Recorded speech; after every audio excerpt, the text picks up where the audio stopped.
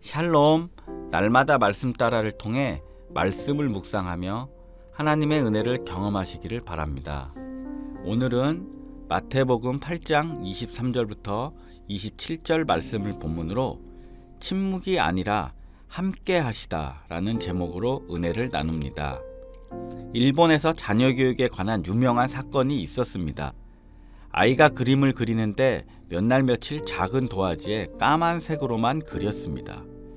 며칠 동안 수십 장을 그렸지만 모든 그림은 까만색일 뿐이었습니다. 부모는 아이가 이상한 행동을 하고 있다고 생각하고 상담을 받아볼까 고민했습니다. 하지만 조금 더 아이를 지켜보기로 했습니다. 그러던 도중 어느 날 아이는 비로소 다른 색으로 그림을 그렸습니다. 결국 아이는 거대한 고래 그림을 완성했습니다. 예수님과 제자들이 배에 올라 호수 건너편으로 가는 도중 큰 풍랑을 만납니다. 이 이야기 속의 제자들의 모습과 예수님의 모습은 극명하게 대조적입니다. 갈릴리 호수가 해수면보다 낮은 탓에 호수 표면에서 데워진 공기가 헬몬산에서 불어오는 차가운 공기와 만나 종종 강풍을 만들어내곤 했습니다.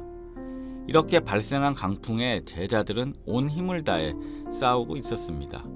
반면 예수님은 피곤함으로 인해 뱃고물에서 깊은 잠을 주무시고 계셨습니다. 강풍과 맞서 사투를 벌이고 있는 제자들은 마치 힘겨운 인생의 문제들과 마주하여 생존을 위해 몸부림치는 모습을 떠올리게 만듭니다. 한편 주님은 수많은 위기와 문제들 가운데서도 평안함 속에 계십니다. 무엇이 우리의 삶을 문제되게 합니까? 정말 삶의 문제가 우리를 문제투성이 인생으로 만들어가고 있습니까? 아니면 우리의 믿음 없는 삶이 문제입니까? 상반되는 제자들의 모습과 예수님의 모습 속에서 오늘을 살아가고 있는 우리의 진짜 문제를 발견합니다. 제자들은 위기에 처한 자신들을 예수님이 돌아보지 않았던 것이 문제라고 여겼습니다. 하지만 예수님은 그렇게 생각하지 않으셨습니다.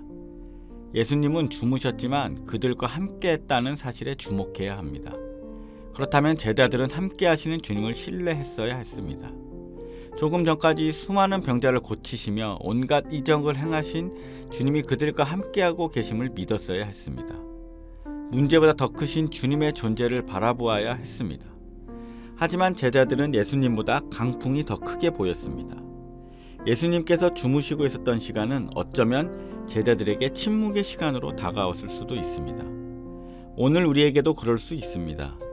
하지만 반드시 기억해야 할 것은 지금 주님께서 침묵하고 계실지라도 바로 나의 옆에 계심을 믿어야 합니다.